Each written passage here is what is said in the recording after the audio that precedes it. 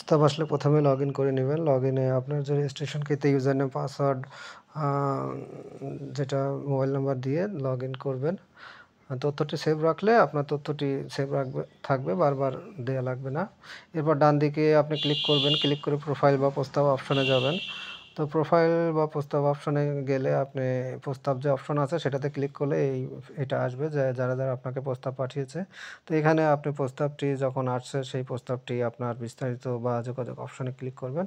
বিস্তারিত দেখে নিবেন। প্রথমে যোগাযোগে ক্লিক করলেও দেখা যাবে। তো এখানে যোগাযোগ অপশনে আপনি বিস্তারিত দেখার পরে আগ্রহী এবং অনাগ্রহী ২ টা বাটন পাবেন। যেটা যদি আপনি আগ্রহী হন তাহলে আগ্রহী দিবেন, আর আগ্রহী না হলে এটাতে অনাগ্রহী দিবেন। তো তার আগে আপনি বিস্তারিত দেখে নিবেন প্রত্যেকটা তথ্য যে আপনার পছন্দ কিনা। যদি আপনার পছন্দ হয় তাহলে আগ্রহী দিবেন, আর পছন্দ না হলে অনাগ্রহীতে ক্লিক করবেন। তো এখানে যেহেতু অনাগ্রহী পছন্দ হইল না তাহলে এটা আমি ওকে করে দিলাম। তো এটা সফলভাবে রিজেক্ট হয়ে গেছে। আর যদি আমার মনে হয় আমার যদি আগ্রহী হয়, মানে কোনো বায়োডাটা যদি আমার পছন্দ হয়, সেক্ষেত্রে যদি আমি আগ্রহ দিতে চাই, তাহলে আমি আগ্রহী অপশনে ক্লিক করব। আগ্রহী অপশনে ক্লিক করলে এরকম নাম্বার পেয়ে যাব। তো নাম্বার পেয়ে গেলে অপরপক্ষ যোগাযোগ করবে যারা প্রস্তাব পাঠিয়েছে। চাইলে আপনিও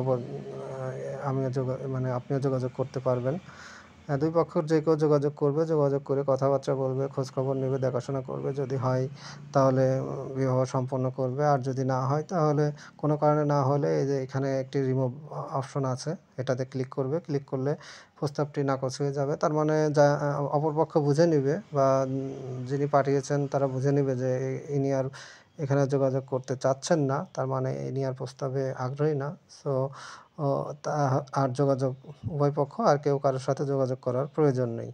যেহেতু প্রস্তাবটি বাতিল রিমুভ করা হয়েছে তার মানে এখানে আর আগ্রহী নয়।